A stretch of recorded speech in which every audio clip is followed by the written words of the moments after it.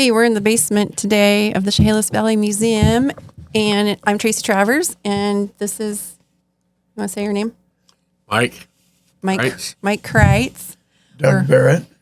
Bob Barrett. Bob Barrett. Okay, hey, thanks guys for being here for us. And we are going to just start with just tell us your full name and where you were born. Doug. Douglas L. Barrett, born in a little white house in Montesano, What year? 1935. 1935. Wow. Thanks for being here. And then this is your younger brother, Bob. Yes. I was born in Bremerton, Washington in 1943. 1943. Awesome. Well, thanks so much for coming all the way here.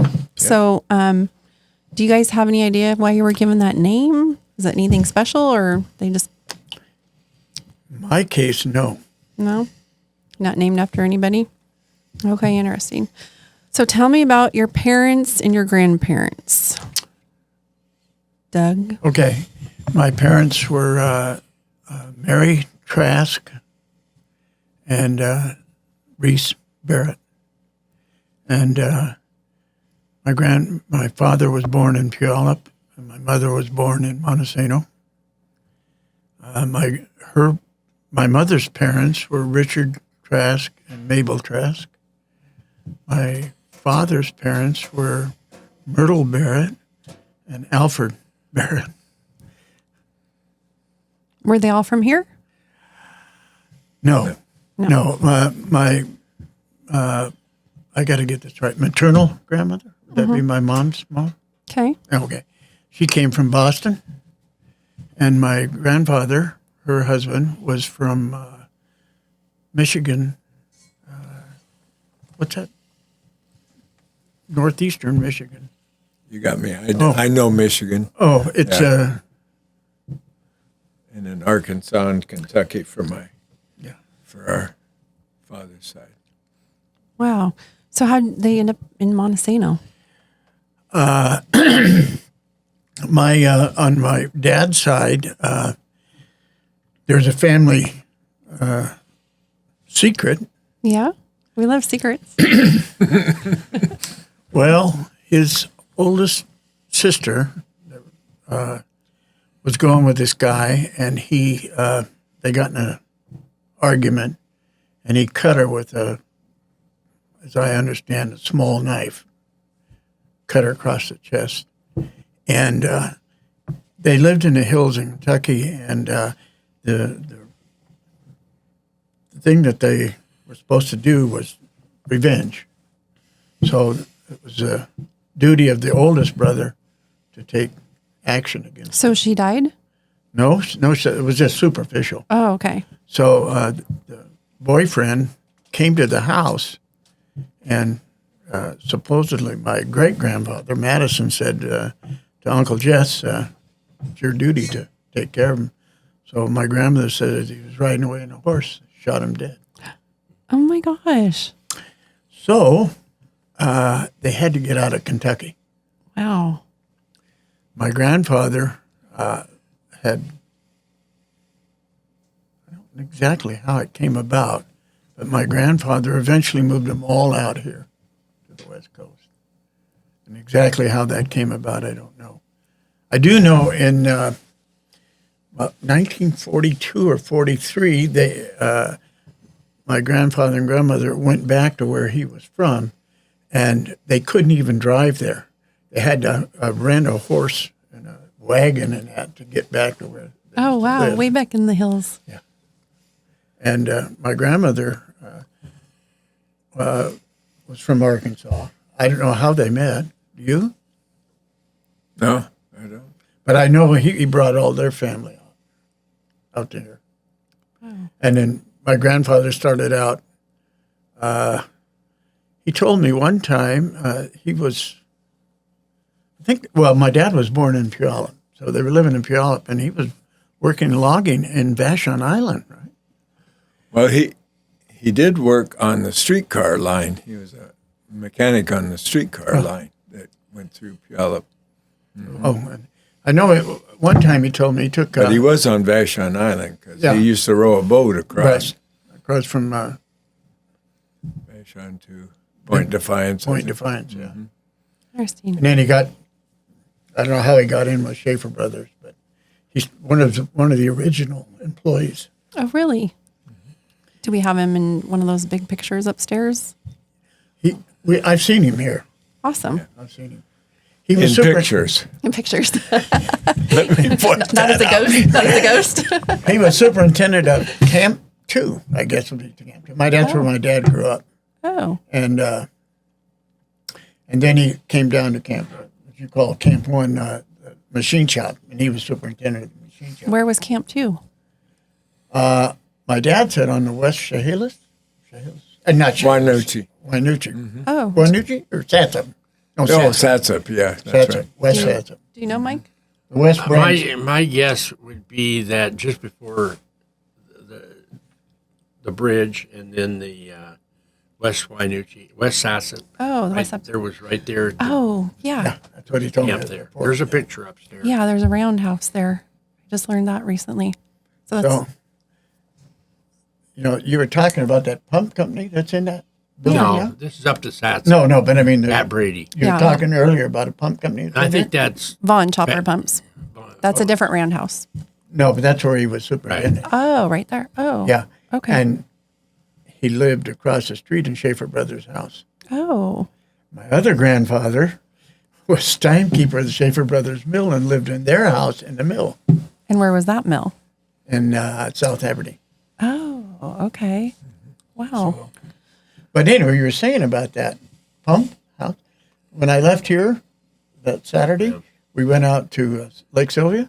There was a couple fishing, so I went and talked to him, introduced myself and everything. We got to talking.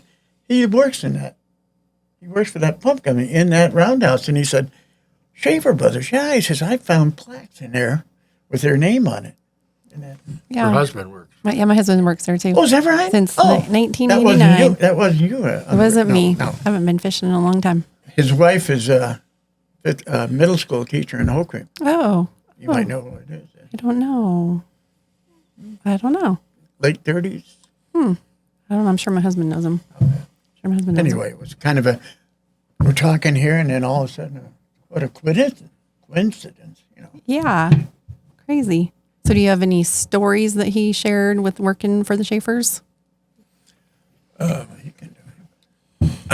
A couple of things I've heard throughout the years is my grandfather, they lived up in the hills when he grew up and his family up there. And the only way you could find out if you didn't know it was ask the mailman where they lived because they didn't have addresses. So, and the other thing he told me, I can remember him, he said the first time he saw electric light, he got a table and a chair, got up and tried to blow it out. Oh my gosh. That's cool. I always liked that. And then I used to do some swimming out in the Sound, some long distance swimming. And one time I was swimming from where we had a place up there in Olympia, between Olympia and Shelton. And I was swimming over there. And, other than seals, I was the only human out there. So a guy that was on the shoreline, he was kind of curious. He said, what are you doing? I said, well, I'm just swimming out here. And it was about a mile across. So, it was kind of unusual. And I don't know how he asked me. He said, Barrett, you're not any relation to Al Barrett, are you? I said, yeah, he was my grandfather. So I was like, whoa, a small world.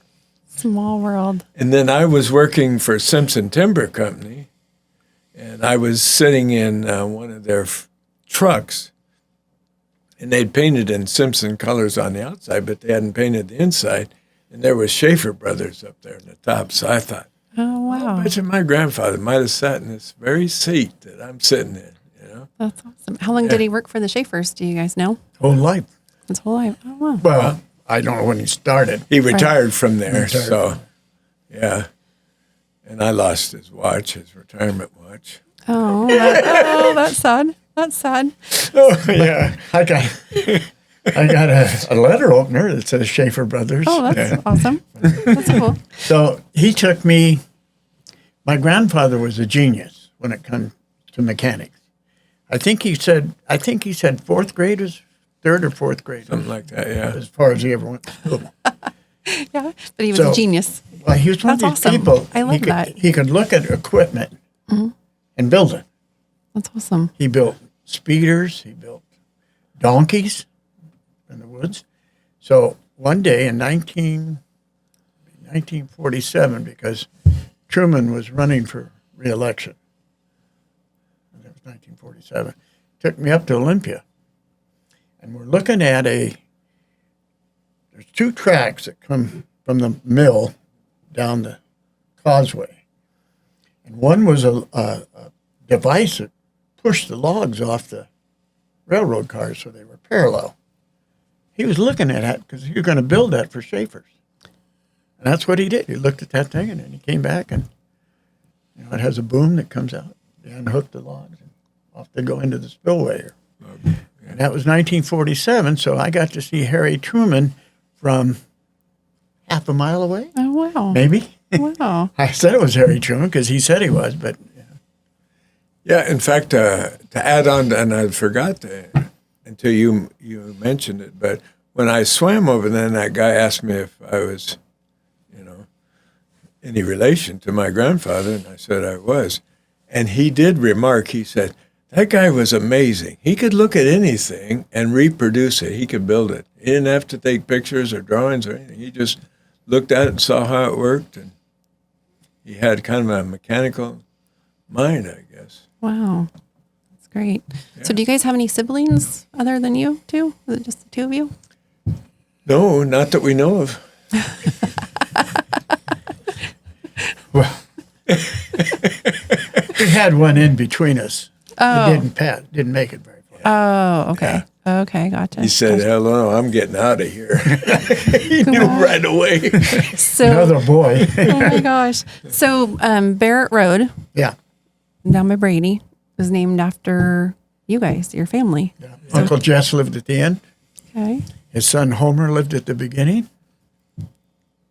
My grandfather lived about halfway down, had a farm. Wow.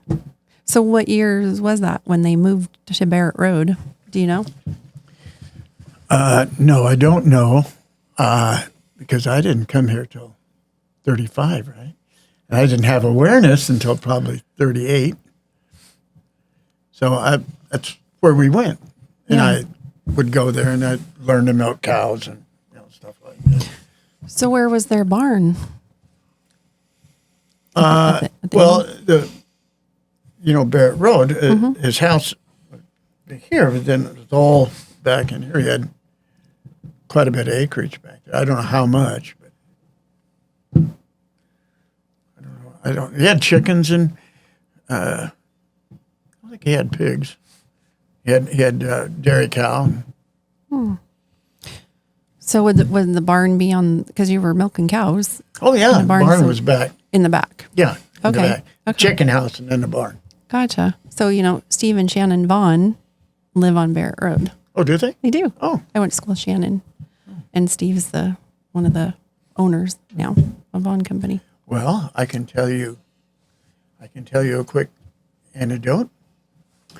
My cousins, probably second cousins, girls, were relatives of ours somehow. And I think we were down at Uncle Jess's house down there. So I was spending the weeks down at my grandmother's. So I had a bike. So I rode down there. And the girls took me out in the woods. And, the mushroom that you find in trees, they loved it. They would draw pictures in there and then bring it out and put it in the sunlight and bake it, and it'd be nice. So I was about 7, 8, 9 years old, something like that. So I just stepped on one and crushed it while it was baking in the sun. Right? Yeah. They beat the living crap out of me. I would too. I'd be so mad at you. 2 or 3 girls. I don't know. I tried to get on my bike and he knocked me off the bike. Oh my gosh. Oh yeah. Do you remember their names? No, I don't remember. You asked if anybody got their names after they took. What was that truck that hit me? Years later, we were talking to Barrett, the the Elma Monte Road, or Monte Elma Road, was a 2-lane road. So they lived on, which could be, I don't know what side of the road, but they lived on the side opposite where we worked. So if you're going to make a left, which they had to off the road, you pull in, there's a pullway those ways, and you wait and clear traffic and then move across. My grandmother had done that, and the sun caught in her eyes, whatever it was, but she made a left into her place and got broadsided with the car coming from her. Oh, man. Yeah. So anyway, two of those girls came down and took care of her while she was sick. Here's another thing about my grandfather. I'm not aware of when this happened, but in 38, 39, he saw the war started in Poland when Nazis went. So he decided that we were going to get in a war. So he bought all the screws and all the material to build a boat. And he also bought a 1939 and a 1939 pickup, Dodge, and a 1939 Dodge sedan. Before he forecast that the war was going to happen. Wow. And during the war, they built a 21 or 22 foot speedboat on the farm. Really? Yeah. What'd they do with it after they built it? Well, they got a Chrysler straight 8 engine, probably as long as 8 feet long or something. It's a huge thing. And they had it in the garage, and they started in the garage, and they had water, and eventually put it in the boat. We had it. They had a summer place up where I live, on Ells Inlet, and Fun. and then we ended up. Dad and Earl, I think his brother bought it, and then Dad bought it out, and we had it for. You were in it, right? Yeah. Yeah. Mm-hmm. Yeah, it was a. Scared the hell out of me because fire would come out Yeah. of Oh it, God. Yeah. out of the engine, Oh, my gosh. off the carburetor. Oh, geez. Yeah. We drive down from Seattle. We couldn't make it. I think we'd make it someplace in Tacoma. We had to stop. Well, Stillicum, I guess it was, to get gas, fuel. And we'd make it down to Boston Harbor and get more fuel. Oh, my gosh. Yeah, he was interesting. My grandfather, my dad's father, I don't think he ever met anybody that was a stranger. We'd go camping. We'd be setting up the camp. He'd be gone. He'd be meeting everybody, come back, Oh, my and gosh. give us a whole rundown of what was going on. And Fun. interesting guy. Yeah. So when did they sell the farm? Do you know? Do you remember that? I don't know how it came about. Must have been. Let's see. I have a picture of Earl. My uncle, my dad's brother, was in the war, the pilot in the war. So it was after the war. It must have been, I'd say 48, maybe 47, 48. Are any of the buildings still there that were original to the farm? Well, I don't know. You said somebody lives there. Well, there's a whole bunch of people that live there. There's $1 million houses selling there now on the right-hand side. Yeah, there's two that sold. I'm selling another one for 1.5. I know what the house looks. The house is still there. Is it? Yeah. On the very end? Yeah. Oh, No, okay. it's in the middle. The middle, on the left. Yeah. Is it right on the road? Yeah. Oh, It's okay. probably 100 feet off the road. Awesome. Yeah, there's a whole bunch of people down there. So that's the original house. And is there any other buildings from your at the end? Not that you know of. I mean down the end of the road? Yeah. Oh, yeah. There's a lot of, but I don't know if they're original. Oh, okay. Okay. Interesting. Yeah. So they must have just split it up. Well, I think Schafer owned the house that they moved to. Oh, okay. It was Schafer Brothers' house, not theirs. So they must have. Yeah. It's kind of crazy. So you guys grew up in the big city. Yeah. Seattle. Well, I grew up I just lived 3 doors down. Right next door to the other guy that was there in the museum. He lives next door to me. Yeah, Dan's. Yeah. Dan. The house next to it. That's where I lived. Where was that at? Right here. Down the Just right here? Oh, okay. Right in town. Just right next door 3 to doors down. Dan. Oh, okay. So you guys lived in town and your grandma and grandpa lived out there on Barrett Road. Yeah. Gotcha. Okay. And then my grandparents, maternal grandparents, live in a Trask house, which is part of the historical houses. Which one's that? Do you know what street? Third? On Third? Third? Oh, it's got a plaque on it? Yeah. Oh, neat. Yeah, it's in the book. Oh, neat. And he was a county auditor for years, as I understand. Oh, 1930 what? 32, he got voted out, like all Republicans. My mother was a Republican yeah. until 1940. She was a Wendell Willkie advocate who was a Republican nominee for president. And my dad and grandparents worked on her. And finally, we brought her over to the light side. Not to get political or anything. No. Yeah, we like to stay away from politics around here. So what was your home like growing up? Was it a little house or was it I'll let him describe it.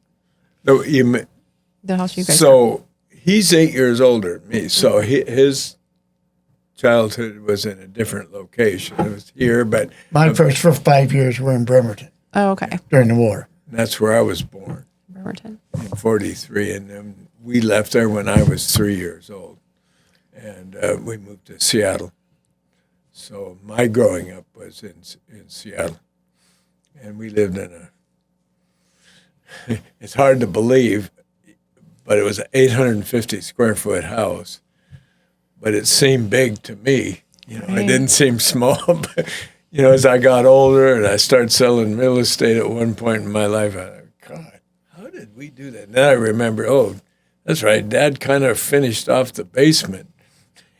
And he put an outside entrance in, so it made it a little bit easier. And then us being 8 years apart, by the time we really started getting into it and tearing up the house, he had moved out. So, you know, boys. Right? Yeah. So Go ahead. oh, go ahead. I was just gonna say, do you have any nicknames growing up for each other? No. Yeah, you're Bobo. Yeah, I forgot about that. Yeah, yeah. Bob Cummings show? Bob, what show? Bob Cummings? I don't know what that is. No, I know. You know? I know. That's the reference. I love Bob. Or I love love that Bob. about Bob. I love something like that. Something Do you like remember that show, Mike? I don't know. That I do. Oh, the gal that played the nanny on 8 Kids or something, the family that had 8 kids. It is enough. Oh. Something like that. That actress, she was on Bob Cummings show. Yeah. Oh, okay. Anyway. Yeah, I don't remember I that. don't know. Okay. Probably not anybody ever hears this. So probably remember. When we moved to Seattle, we live in the county. Right now it'd be Tukwila. It's called Riverton Heights, but it's really the Tukwila area. So that's about 12 miles from downtown Seattle. So we had to ride a Greyhound bus to get to Seattle. Fun. Yeah, and it didn't come very often. Really? No, we did a lot of hitchhiking. Really? A lot of hitchhiking. And my dad bought a cement mixer. Biggest mistake of my life. Why? Well, you got a cement mixer, you got to make cement. Right. Right. So we created a driveway, then we created a bulkhead, then we created a second bulkhead. Oh, wow. Wow. And when that was all done, we came down here. Was it a hand mixer too? No, it was electric. Well, it was a crank first. Yeah, the crank. Yeah. Yeah, you cranked it to start it, but after get thrown on the ground a few times, not getting it top dead center, Dad put on electric 3-course electric motor. Oh, nice. And so then we had a summer place down here. My grandparents did, and then we bought part of the land. So we had 125 feet of waterfront. We poured a 6-foot by 12-foot by 24-foot base Wow. wall. Huh? Bulkhead. Bulkhead Yeah. How long did that take you? all summer. All summer. So what Sidewalks. waterfront are you on? Ells Inlet. Oh, okay. What's that by? It's off Keating Road, if you know okay. where that's at. I don't. Steamboat Island Road. I don't know much up that way. You don't know the inlets? I should, but I don't get out much. Especially you get up that way, it's crazy. Okay. Bud Inlet goes into Olympia. Okay, yes. The next inlet over is Ells. Okay. Then there's one to Shelton. 101 goes off the end of that. Oh, okay. Okay, that's the name of. Oh, yeah, I go there a lot. Yeah, Yeah. yeah. So, yeah. It's called Mud Bay at that area. Okay. Yeah. Awesome. So let's see what else on here. Oh, tell me about your friends growing up. Do you have any crazy stories? That we can tell. It was a long time ago. My grandfather taught me to drive when I was 10 years old. I love that. And, of course, he had that farm. Right. He had a Model T. So that was fine. Then he bought that 39 Dodge truck. So I'll tell you one story. So my uncle, my Aunt Rosie, his oldest sister, lived about 4 miles from where him off the Elma Monte Road. So my grandfather, we're going to go to visit him. So my grandfather says, it's time for you to drive on the main road. I'm 10 years old. Wow. So my grandmother says, Alfred, are you crazy? This is a 10-year-old kid. My grandfather, he's got better, my grandfather could always, his eyesight is better, his reflexes are better, he's young. So out we go. Goes pretty good. I get up, drive down the road, then, there's our house, turn in, knock down a picket fence. Oh, my gosh. Knocked it right flat down. Made turn too sharp. My grandmother says, I told you, Alfred. I told you. My grandfather said, that's not bad for the first time. Just one fence. That's awesome. That was my grandfather. Yeah. That's what I remember too, Ed, now that you're kind of jogging my memory, that he didn't over-instruct. Hey, go ahead and... Because I remember he was logging kind of out in the back of his farm out there in this pickup truck. He's getting firewood in. And I wanted to ride on the fender as we're going through the woods and over logs and stuff like that. Yeah, get out there. You're okay. I mean... I think about now, my mom, if she would have known, she would have torn her hair out because I'd have fallen off that thing and he'd run over me. But he was like that. He was like, Here's one. Whitney's downtown. Mm-hmm. Okay. My grandfather goes to Whitney's. He's going to buy a tractor, a Cub tractor. Oh, they sold tractors? Yeah. At Whitney's. Yeah. Among other things. Okay, but yeah, sold tractor. So...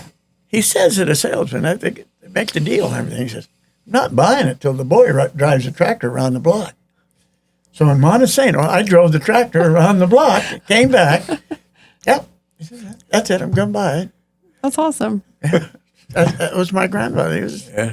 Yeah. I took that thing out when he lived out there on the bay. I drove it all around. I almost rolled it over because I went there was a side hill. Instead of going up and down, I was going sideways. Oh, and that farm all was John Deere, I think it was.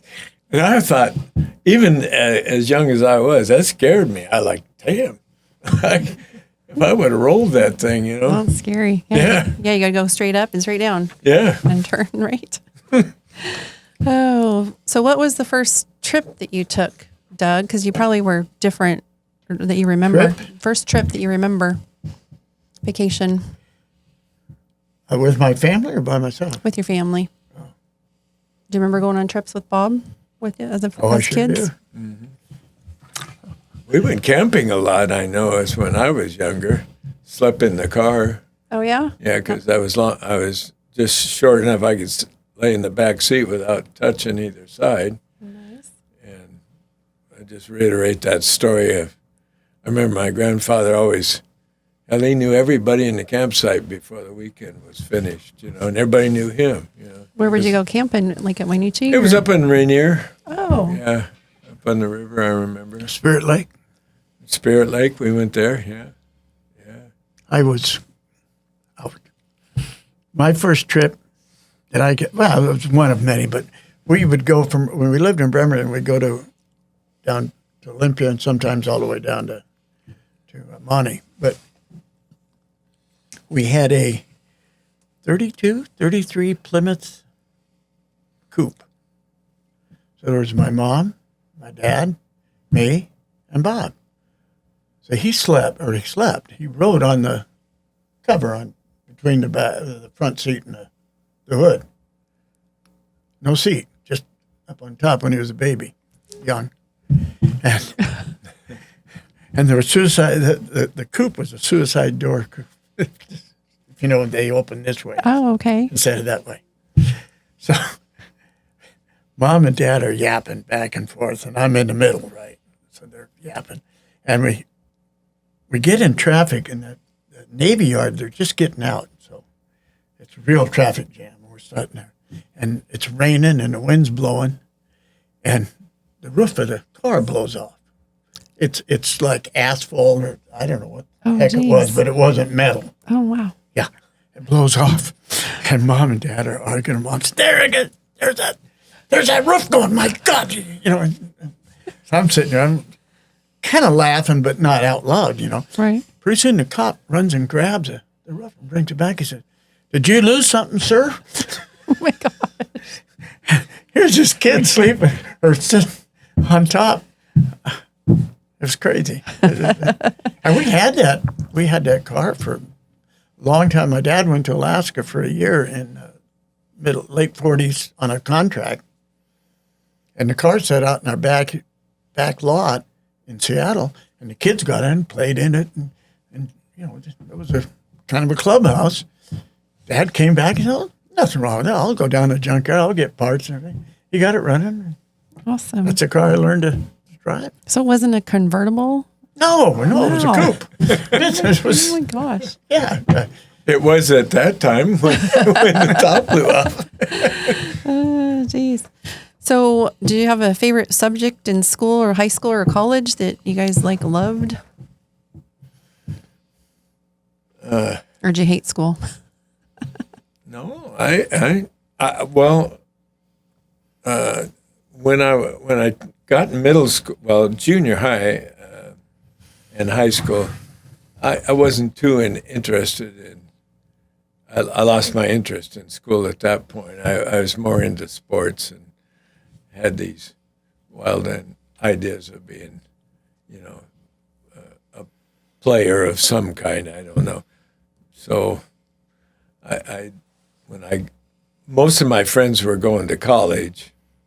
It was a big push, Sputnik, the Russian satellite that went up, and America had to catch up. So that was a big push for kids to go to college, and I was kind of being pushed that way, but I didn't feel it, So I waited a year and worked for Boeing, and when after doing that, one of my coworkers we're walking across First Avenue Bridge, and it's in the winter, and the wind's blowing, and the rain's going, and then we're all, our shoulders don't come out of it for another year or two, We're just shivering. And he's older than me, and he says, "Why are you here? What's keeping you here? You could be in California. It'd be nice." Man, I heard those words. I said, "Yeah, why am I here?" So I went down to Los Angeles shortly after that, and I decided to go to a junior college because at that time, all state colleges in California were free. There was no tuition. Oh, really? Yeah. That'd be People, nice. hard to believe that, Wow, but really? yeah. Until Ronald Reagan came. Oh, I don't want to get political, but it was him that stopped that. You can't have free college. But anyway, I went there, and I decided I had another I wanted to be a jazz trumpet player. So I thought, well, I'll go to college, to a junior college, and I'll meet some musicians and find a band to play with, you know.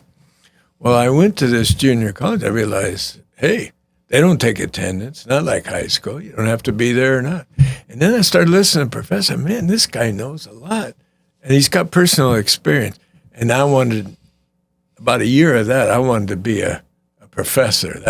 I was into college. So I went and transferred to UCLA, and I was into college. And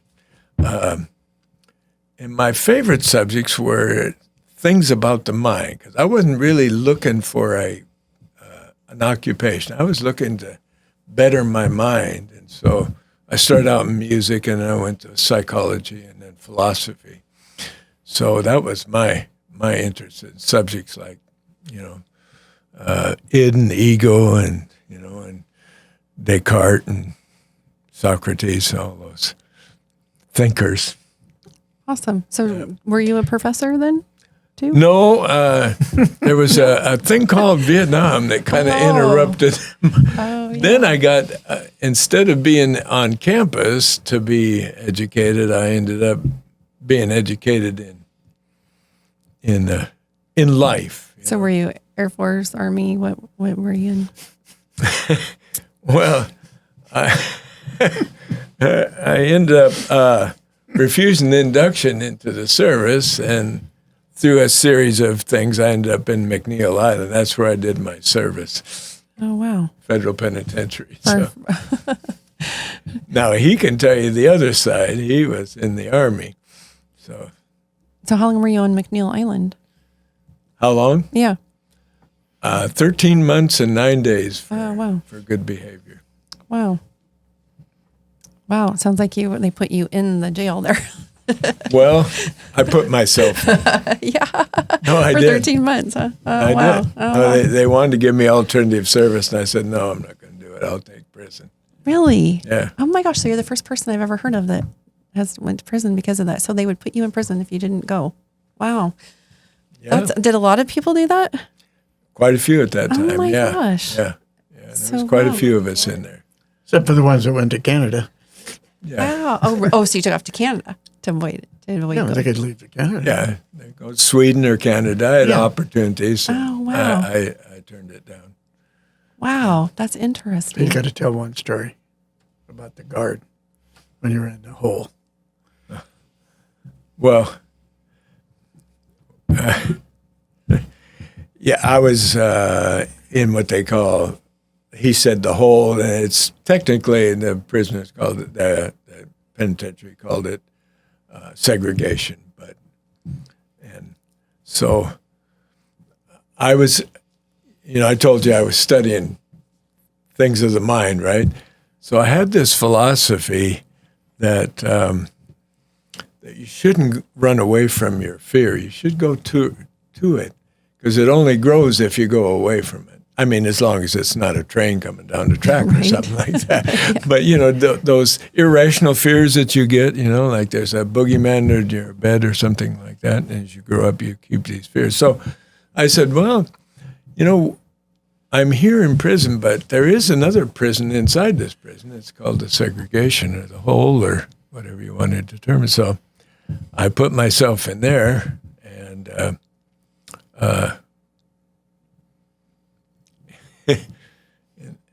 now, is this what you're talking about? Is this? Yeah, with the guard, when you told the guard. Well, yeah, there's, I don't want to monopolize this, but there was quite a few incidents in there. But so I went in there, and they took my clothes away, and they took my bedding away.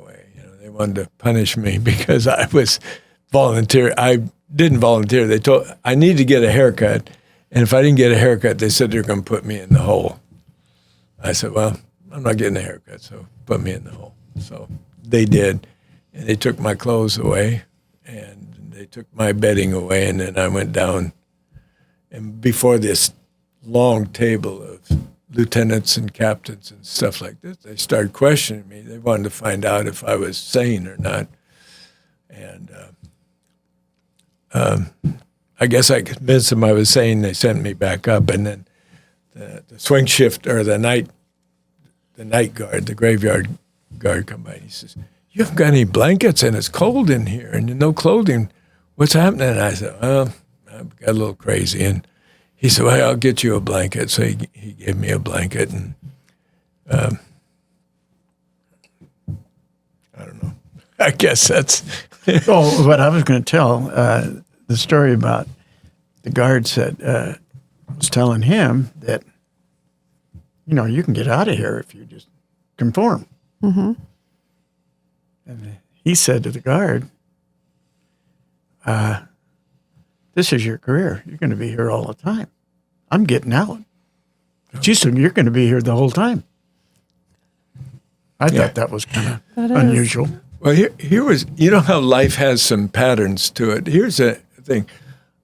My wife's ex-husband was, now this is many years later, and I'd only been back to McNeil one time, and he ended up being the assistant warden for the state when the state got it from the feds when they turned it over to the state. And I lived on an island. We lived on an island right across from McNeil. So I saw it for 33 years every day of my life, right? And one day he said, "Hey, we're having a 20-year celebration. I want you to come over and speak to the audience of people over there." I said, "Yeah, sure, okay, I'll do it." So I went over there and spoke. And so when they wanted me to relate something, so I was relating what it was like. And I said, when I first got here, I said, I was scared to death. I'd never been in prison before. And all these people are around me, these seasoned prisoners, and I wanted to kind of act tough, so we're all in the chow hall, and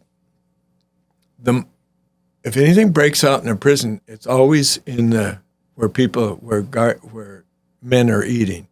There's a lot of testosterone going around when people are eating for some reason. So it's the only place where they have guards with guns inside the prison, and they're walking around the catwalk. So now I'm, 20-something years old, and I'm trying to, not be seen. So one guy shouted out, "45."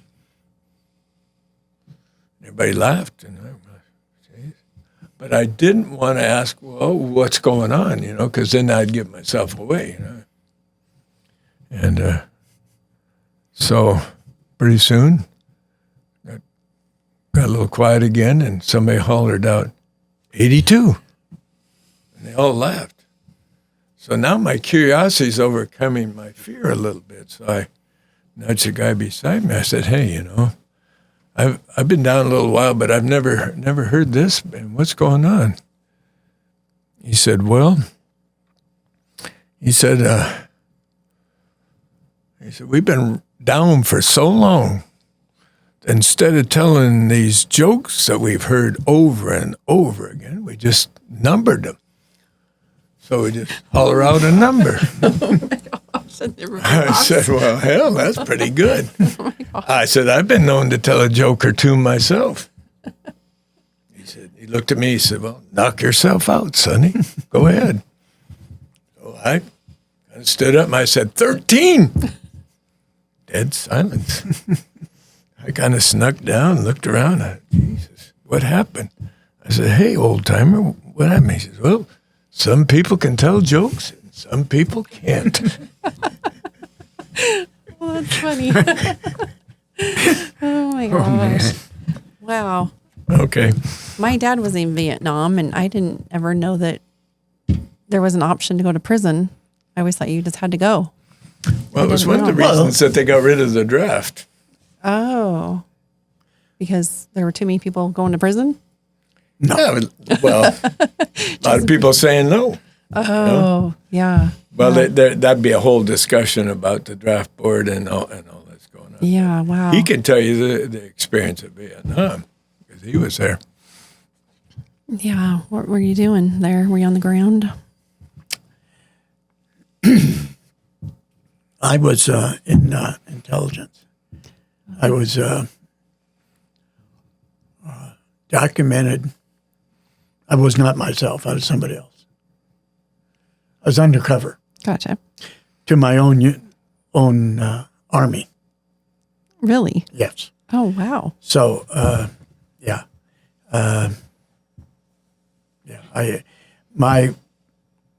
our mission was to collect intelligence and pass it on to the active units that were in the area. So I was given an area of operation, and I was to recruit a principal agent, and he was then to recruit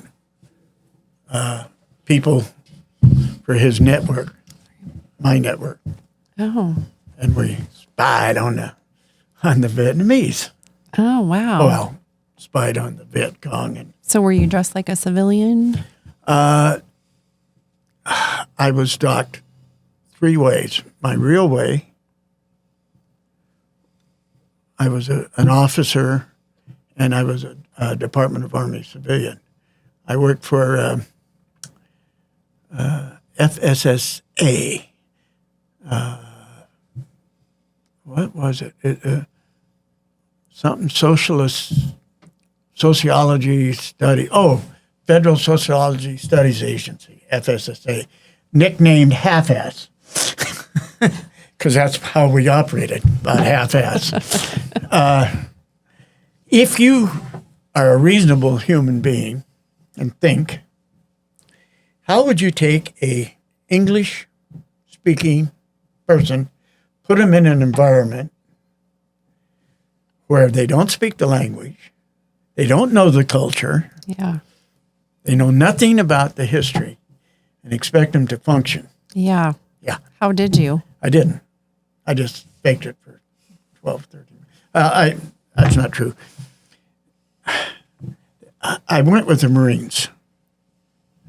And the idea was when you go out on an operation, right, and they would capture somebody, and I'd interrogate them and try to get them to go back and bring their buddies out. Wow.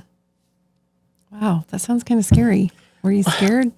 I never was scared. I was too stupid. Oh. I had this thing about, I thought I was invincible. It's like when you're 18, you're invincible, right? You know, laws don't mean much to you. Same way, I just thought for some reason, I don't know why, I never envisioned myself getting in trouble. And so it was, okay, I went to Vietnam. I was indoctrinated. I had, patriotism. I had a shot of patriotism. It was just unbelievable. Right into my veins. I was going to go and win the war. I got to Vietnam, and I started questioning what was going on, but I didn't say too much. I'm going to still win the war. I might not be John Wayne, but I'll be in there, right? So about 4 months, 5 months, I'm in country now, and I'm in this daily operation. And I run across a Canadian Red Cross team. And the head of the team was this Canadian doctor. He'd been in Vietnam for 10 years. I've been there for 4 months. I'm coming in, I'm going to kill Charlie. I'm going to And he says, hey, you stupid so-and-so. You don't know. And he said, and he gave me an indoctrination of Southeast Asia and what was going on and so forth. I walked out of there, I was John Wayne here, and now I lost it all. And then I looked at everything through that prism of the culture, the religion, how much it plays in the area I was in, Da Nang, which was Catholic, but it was divided with Buddhists and Catholics, and it was just Vietnam the people that got us into Vietnam were Second World War people. Okay. So I'll give a quick history lesson. Second World War, Nazism started going across Europe. Nobody did anything, right? Until once they invaded Poland, then the English, the British got into it. But if we could have stopped them beforehand, wouldn't that have been great? We wouldn't have had Second World War, right? If Nazism had risen in Germany and we recognize it as okay. So there's no coalition of anything at that time. There was no United Nations or anything like that. So the people that came out of that Second World War said, we're not going to make that. We're not going to make that again. Not going to make that same mistake. So, what was in the 50s? The greatest thing in this country was the Red Menace. I'd rather be dead than red. Communism. Oh, okay. Taking over the world. And now those evil communists are coming into Southeast Asia. By God, we're going to take our stand right here. And that was the rationale for the French were there for 40 years. It was called French Indochina. The French, after the wars, they said, we're going to come back and take our country. We're going to take our territory back. They fought for 9 years. They said, to hell with it. We got our ass kicked in Dien Bien Phu. We're not going anymore. That's enough. We've lost too many people. Eisenhower said, don't go in. But we went in because that's where we're going to draw the line in the sand, right? We're not going to let those Reds come in and take over Southeast Asia. That's where we were. But it wasn't about that. It wasn't about communism coming into Korea. It was about South Vietnam, North Vietnam getting together and kicking the damn foreigners out. They've been occupied by France for 40-some years. The Japanese came in the Second World War and occupied them. And then now they're trying to kick the French out for 9 years. And now the Americans just come in and take the place of the French. Interesting. And it was simply defending your territory, getting the foreigners out. And my view, that's a simplistic view of it, but that's the way I looked at it. And I thought, we're stupid. I mean, a B-52 raid would come and obliterate a grid square, which is 1,000 meters on all sides. And we'd have to go out and evaluate what happened. And what happened? Well, there's nothing. There's just big craters in the earth. I mean, there are human beings there. Yeah. From 30,000 feet dropping these ungodly bombs in that. My dad was in the air. He said he got credit for killing like 86 people. So why was so I don't really understand all that history on the Vietnam, but why was everybody mad when they came home?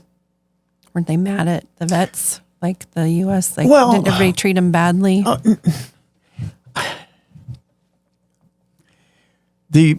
Bob could speak to this probably better than I look at it this way. There was a big movement against the Vietnam War, a serious movement against the Vietnam War. Well, who's over there doing the killing? Not the people in Washington. It's the GIs doing it. We're the ones that are prosecuting the war. Okay. So when you come home, we're the symbol of what they were against. Gotcha. I never, unfortunately, when I came back, and I got back here in '67, and I was in a counterintelligence unit, and I was tasked to, part of what we did was report on people like him, the anti-war movement. Oh. Yeah. And so we undercover went into anti-war movements, and we set up coffee houses and stuff like that. Anyway. Interesting. Yeah. So, and then knowing he's paying his dues, and I'm on the other side of the fence, wow. there's that clash. For us, I don't think it was that big a deal, but our parents, it was hard on them. Yeah, I'm sure. Wow, to have both, one in prison and one out there fighting, where the fighting's happening. Were they mad at you for not going, Bob, or were they? When I first told my parents that I wasn't going to go, it was one of the lowest points in my life when my parents said you were a communist. They called me a communist. Oh, man. Oh, geez. Yeah. That's I was under a lot of stress anyway, just because, when you say you're not going and people look at you differently, right? I mean, yeah. because we're a very nationalist, patriotic society, right? Right. And part of your showing your patriotism that you'll defend your country, that means maiming or killing for your country, So when I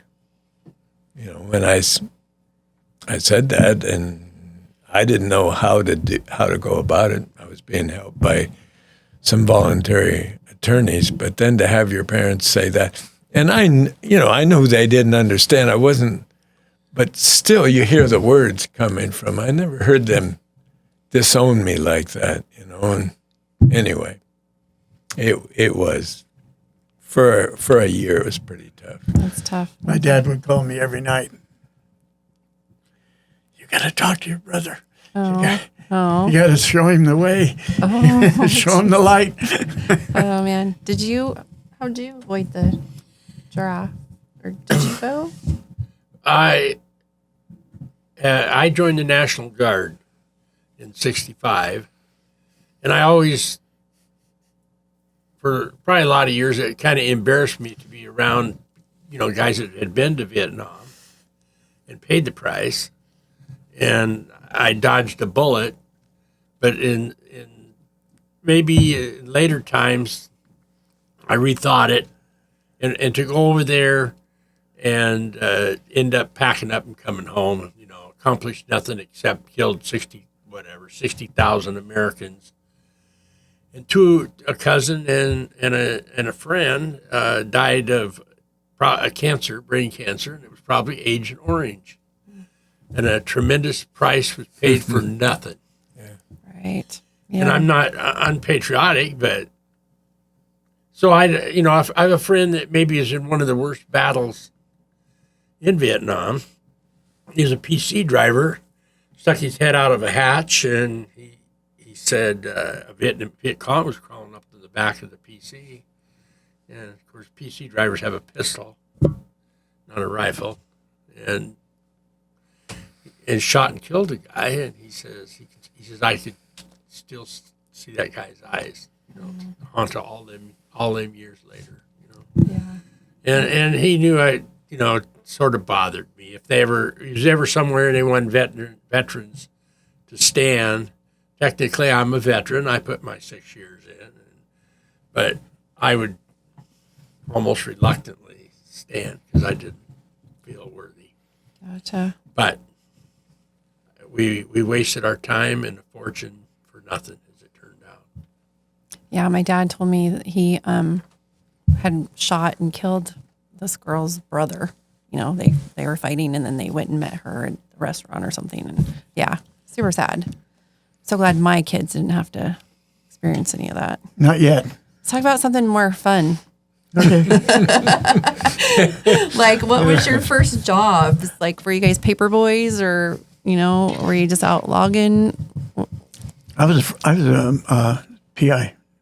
I delivered PI. Oh, in Seattle. That's Seattle Post Intelligence. That's a paper. So did you ride a bicycle? Drive a car? Yeah. No, I walked. Oh, wow. And except for Sunday papers, and then Dad would let me take the car, and I'd drive it down the end of the block, then get out and walk and do it, and then drive it to the next block. So how many papers did you deliver? Like, I don't know, 80, oh, 70 or 80. So. how much money did you make? Do you remember? I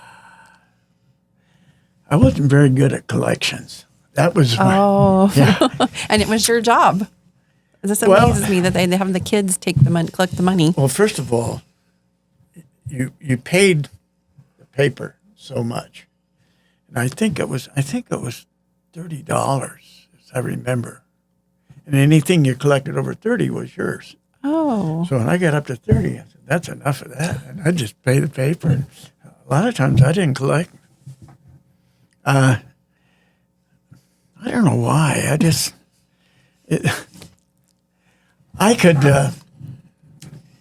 I would sleep when I walked. Really? Yeah. I could Sleepwalking paperboy. I would fold the papers, right? And then my mom would never, she said, you got to put them in the doorway. You got to hook them on the door handle. No throwing. That's my mom's story. So I'd walk up and put them on the door handle, and I'd sleep, and I'd forget. And sometimes I'd have to go back and double back my route because I didn't remember delivering them. Oh, my goodness. So fast forward to basic training, right? I'm in basic training. I'm on guard duty. I fall asleep on guard walking. I fell over one of these. At San Antonio, they used to have these dummy bombs they put alongside the sidewalk, line the sidewalks, and they painted them white. It's not really white paint, but it's white something. I fell over one, and of course, my whole uniform, tan uniform, is all white from falling over there. Oh my gosh. The guy said, "You fell asleep," and the sergeant found you. And I said, "No. Look at your uniform was all." Oh my gosh. Did you get in big trouble? No, I never got in real big trouble. The biggest trouble I ever got into was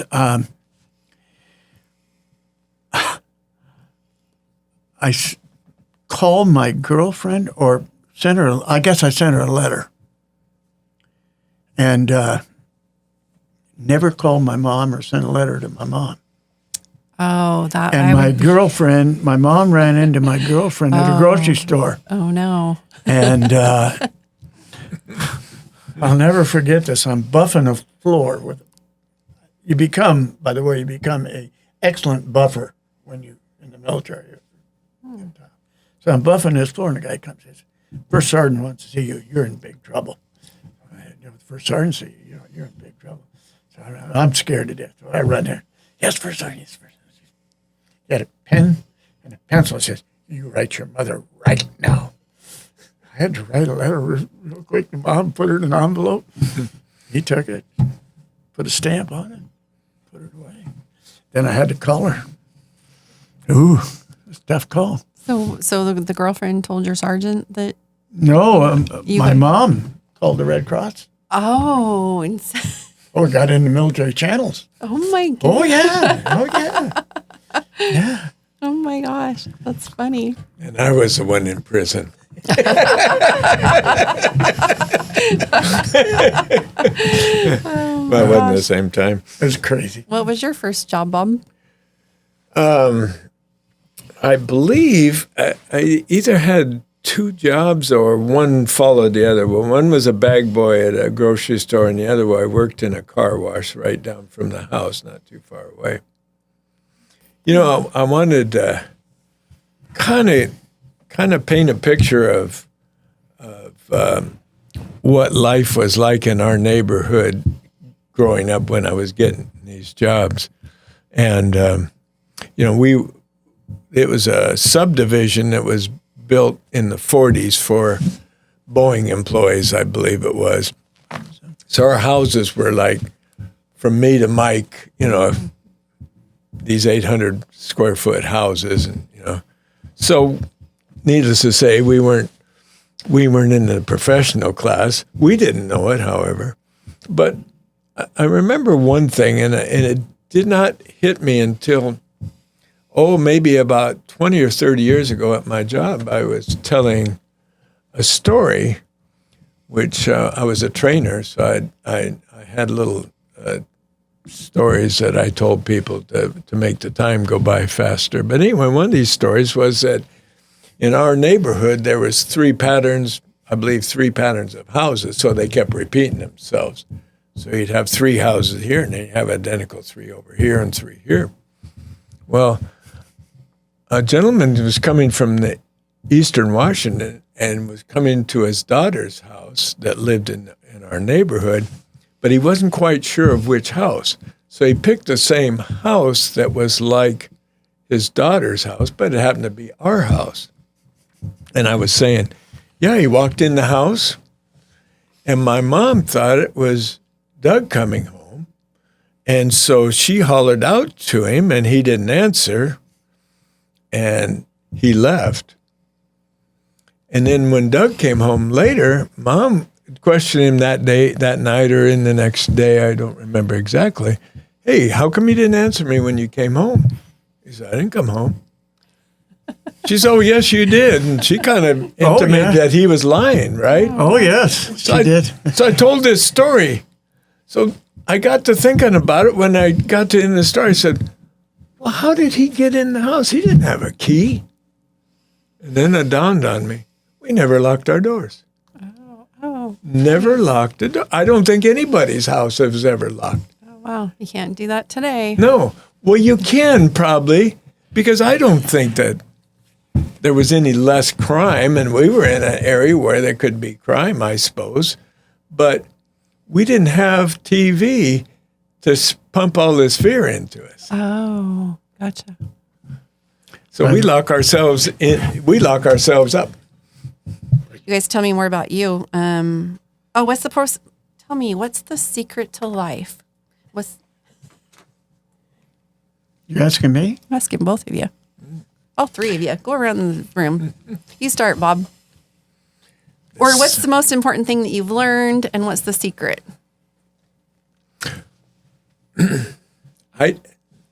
This just comes to me. Secret of life. My mother passed away of small cell lung cancer, and she was at home, and I was one of her care providers, I guess. And she eventually lost her voice, but her last sentence to me, I still remember it. She says, of all the things, that I did in life and all the things I thought were important, there's only one thing that's important, and that's love. Oh, I love that. And the more I look at it, the more that when I feel love, things go better. My life goes better than when I'm thinking about all the myriad of other things. That's God's greatest commandment to us in the Bible, to love one another. To love, your word for it. love the Lord your God first, and love each other as yourself. Yeah. So, yep. If everyone loved each other, life would be better. Yeah. Yeah. Too bad we didn't have an institution set up for love and peace. That's a good idea. Mm-hmm. We should start one. Yeah. Oddly, that was my answer. Oh, I love that. I love that. You love that, huh? I love that. I lost my wife in 2014. Mm-hmm. Then I met a woman, and I was with her for 9.5 years and lost her. Oh, my goodness. And I miss love in my life. Oh, I'm so I sorry. really, and I don't, it's a fulfilling thing, and somebody to bounce ideas off of, somebody to correct you, somebody, it's just, it's very important. All the other be nice to one another, live the golden rule, do unto others as you would have done to you.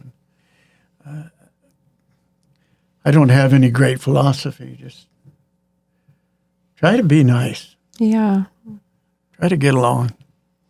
So it's not you're not too late for love. It can still happen again. I'm looking. Are you looking? Yes, I am. Are you on them dating sites? I am on. I've got everybody. I bowled in 2 senior leagues. I love it. I've got everybody in the league looking for me. I've got the owner of both places looking for me. Awesome. I love it.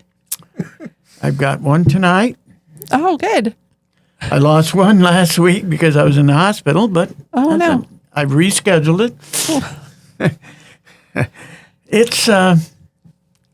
It's not easy. I bet. It's not easy when you get my age because if you see me, people have told me this, and I know this, I don't look my age. No, how old are you? 90. You're 90? Yeah. I didn't do the math. I'm like, you're 90. So if you go on a website or something, 90, well, Christ, put him in a casket, get him out of here, Jesus. And it's hard to sell yourself when you're 90. That's awesome that you're still out there looking. My grandpa got married to Oh, I'm not getting married. his sister-in-law when he was 90. I think it was like 90. No, I'm not getting married. I got too many assets. I can't. Well, you could just do a prenup. I did offer that. Did you? Yeah. I thought she needed, and I have medical with the military, Oh, yeah. lifetime. So, and she had rheumatoid arthritis. So I thought, you get the good meds. By the way, her insurance company wouldn't cover anything to speak of. And the best medicine for her at the time was $5,000 a month. What? Yeah. Oh, my goodness. So the military would have paid for it. This is a new one, a recent one you've been talking to? No, it's the one I had for 9.5 years. Oh, the one you had for 9.5 years. Oh. So anyway. Well, I'll keep my eye out for you. Hey, my friend's mom is 89. I just saw her. She looks great, too. Yeah, she looks awesome. Well, you got my name and number. I got your name and number. I'll hook you up. If you need a picture, just let me know. We're going to take a picture before we go, too. What do you got, Mike, for me? Nothing. Nothing? My man. Nothing. Ask him their first car. Oh, yeah. Okay. Oh, yeah. Tell us your car, because Janie wants to know your car. What was your first car, Bob? Oldsmobile. No. See, they say them, and then I'm not the car person, so I'm just like, What year? I'm just like, need that picture. I'm pretty sure it was a 49 or 48, and I was the third owner of it. Still had it was a big straight 8, big long Oldsmobile 98. Tires were about this high. So it must have been a sedan. Yeah. What was yours, Doug? Mine was my actually first car was a 1934 Chevrolet sedan. I bought it for $15. Wow. Had it. Well, I bought it from Fleming's, the family. It lived on a hill, and it was just sitting there with no air in the tires. So she said, well, if you put air in the tires, I think it'll work. So it was on a hill. So Ronnie Doyle and I, we got air, and we pumped it up 4 tires, got to the hill, headed down the hill to the interurban because the thing didn't start. I was in trouble. It started going down the hill. So anyway, I got it going and had it for 5 months, 6 months, I don't know, number of months. And it used oil, tremendous amount of oil. So I would go to the gas station and I said, when a car comes in with clean oil, that you're changing, can I have it? And they said, oh, yeah, you can have the old used oil. So I put used oil in it until one day I was coming up 99 and it caught fire. Oh, man. And the seat caught fire. And if a car seat gets fire, and it takes forever for it to burn. So the flames are coming out of the transmission. So I pull off the side of the road and just happened to be a telephone truck was sitting there and they had a fire extinguisher. And the guy came over. They put the fire out, but said, that seat's no good. So they took the seat out because it was still smoldering, put it alongside the road. So I got to get it home. So I'm on my hands and knees. I drive it home, and then to drive it, I got a apple cart. Bucks. That was An apple cart? An apple cart. That's a box. The apples come in. He sat on that to drive it. So that didn't work very well, right? So it's sitting in front of the house. So it sat in front of the house for a period of time, long enough for my parents to say, that's long enough. That's got to be out of here. They gave me a time frame. So we lived on 138th and I don't know if you know Seattle, but anyway, it's the Duwamish Y down. They call it the Duwamish Y. And it's roads going every which way with all kinds of lights. And on the other side of the Y was a junkyard. So I said, well, I'm going to coast down that hill all the way down to the Y. And if I catch the lights right, I can coast through the intersection and get to the junkyard. Oh, my gosh. God, I made it. I made it. I went into the junkyard. I fired it up just before I got in the junkyard so I could tell the guy it was running. I get in there, running. He said, what do you get me for? $15. I said, good, deal. I got 15. That was my first. Well, the brakes must have been okay then. Huh? You never said that the brakes didn't work. They must have. Oh, no, the brakes work fine, yeah. I think the best car though wasn't his first car, but Second car. my dad was kind of a guy that liked new things. Things, and he was reading about this German car called the Volkswagen. Mm-hmm. So I think he talked you into buying one. So that's the time when you'd pull in and they'd check your oil, check your water, everything. So Volkswagen has the engine in the rear. Nobody's used to that. So we'd pull in and he'd say, you want us to check the oil? Yeah, sure. And he'd pop the hood and they'd look under. God, you haven't got any engine. Yeah, my first car was a '61 Volkswagen. That's awesome. I think yours was what? Well, I ordered it in 55. Mm-hmm. They had just come into the 56. country in 55. And to order it, this is 1955, I had to put $100 down. Ooh. That's a lot of money. Mm-hmm. And they said it'll be 1 year. Oh, wow. So about 6-7 months later into the new year, they called me. Pete Lovely, Volkswagen in Rainier Beach, called me and said, we got one in here. It's not the color you wanted, but it's everything else you wanted. Come down and get it. So 1956. They first came in this country. They had Split windows in the back? No, Yeah. the turn signals. Turn signals were into the door, and then they came out. Well, they weren't allowed in this country. You had to roll the window down and stick your arm out. So they had to disable the turn. Fortunately, in 56, they wouldn't put them on American spec. And another thing he didn't have was the gas gauge. Oh, I didn't have gas. No. So there was a little lever underneath the dash. So when it would start to run out of gas, you turn that lever down, you had 30 miles to get gas, right? Oh, wow. So when we would be out driving or riding around and the car started, we knew it was running out of gas. Everybody looked under that to see if that gauge was down. If it was down, we were out pushing the thing because they had no more gas.